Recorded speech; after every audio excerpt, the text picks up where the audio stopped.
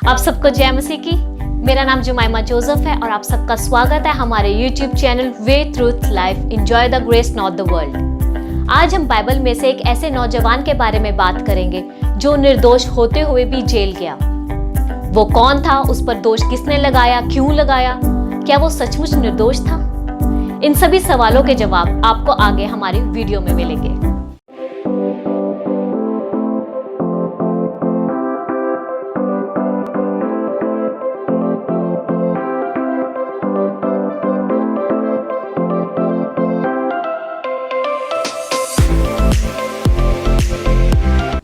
उस नौजवान का नाम था यूसुफ, जो याकूब का बेटा था।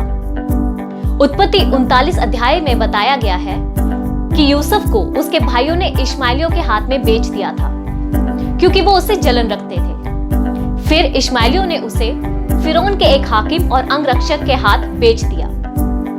फिरौन के हाकिम ने उसे अपने घर पर एक नौकर के तौर पर रखा। यूसुफ के स्वामी यानी कि फिरौन के हाकिम ने देखा कि यहोवा यूसुफ के संग रहता है और जो वह काम करता है उसको यहोवा उसके हाथ से सफल कर देता है।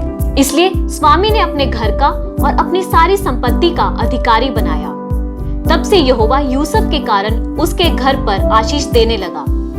स्वामी उस पर इतना विश्वास करता था कि अपने खाने की रोटी को छोड़ वह अपनी संपत्ति का हाल कुछ ना जानता था। एक दिन स्वामी की पत्नी की नजर यूसुफ पर पड़ी और उसके प्रति आकर्षित होने लगी, क्योंकि यूसुफ बहुत रूपवान था, और उससे कहने लगी कि मेरे साथ सो। लेकिन यूसुफ ने मना किया और कहा कि मैं ऐसी दुष्टता करके अपने परमेश्वर का अपराधी क्यों बनूं? वह प्रतिदिन उसे अपने साथ सोने के लिए उकसाती रही और यूसुफ मना करता रहा। एक दिन घर पर यूसुफ को छोड़ और कोई ना था, तो मौके को देखकर स्वामी की पत्नी ने यूसुफ को पकड़ा और उससे कहा मेरे साथ सो। पर वह अपना वस्त्र उसके हाथ में छोड़कर बाहर भाग गया। तब स्वामी की पत्नी ने देखा कि उसके हाथ में यूसुफ का कपड़ा है, तो वह चिल्ला उठी और कहा कि इस इब्री मनुष्य ने मेरे साथ दुष्कर्म करने की कोशिश की है। जब ये बात स्वामी को पता लगी तो वह बहुत क्रोधित हुआ और उसने गुस्से में आकर यूसुफ को बंदीगृह में डलवा दिया। बाइबल बताती है बंदीगृह के दरोगा के अनुग्रह की दृष्टि उस पर हुई, इसलिए बंदीगृह के दरोगा ने उन सब बंदियों को जो कारागार में थे यूसुफ के हाथ में सौंप दिया, और जो जो काम वह करते थे वह उसी की आज्ञा से होता था। यहोवा यूसुफ के साथ था और जो कुछ वह करता था यहोवा उसको उसमें सफलता देता था। यहोवा ने यूसुफ को एक वरदान दिया था कि वह सपनों का अर्थ बता सकता था।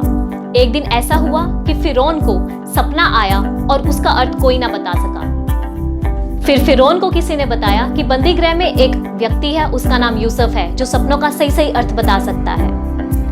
तब फिरौन ने यूसुफ को बुलवाया।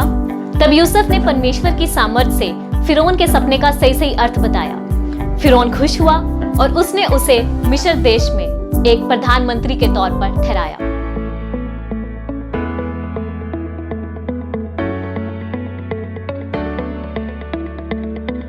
पहली बात जो हमें यूसुफ के व्यवहार से पता लगती है वो ये है कि वी शुड बी गॉड फीयरिंग। हमें परमेश्वर का भय मानना चाहिए, जैसा कि यूसुफ ने किया था।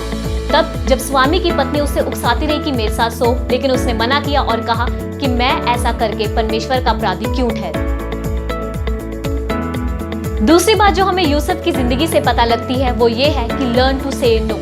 हमें उन बातों को मना करना सीखना चाहिए जो संसार के तौर पर और परमेश्वर की नजर में गलत है, जैसा कि यूसुफ ने किया था। जब स्वामी की पत्नी ने उसे पकड़ लिया और कहा कि मेरे साथ सो, तब यूसुफ ने अपना कपड़ा उसके हाथ पर छोड़कर वहां से भाग गया। तीसरी बात जो हमें यूसुफ के व्यवहार से पता लगती है वो ये है कि डू नॉट कंप्लेन। हमें बुड़बुड़ाना नहीं है। यूसुफ पर इतने सताव आए, इतना उसके साथ बुरा हुआ, लेकिन वो बुड़बुड़ाया नहीं। तभी परमेश्वर उसे आशीष देता गया और वो मिस्र का प्रधानमंत्री बन गया।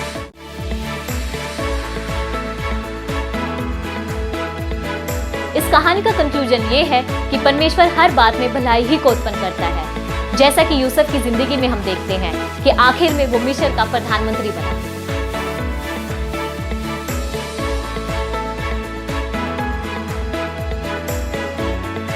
अगर आपको हमारी वीडियो अच्छी लगी तो उसे लाइक करें, शेयर करें और हमारे YouTube चैनल को सब्सक्राइब करें। और हाँ, बेल आइकन को क्लिक करना ना भूलेगा, क्योंकि इससे आपको हमारे लेटेस्ट वीडियो के नोटिफिकेशंस मिलते रहेंगे।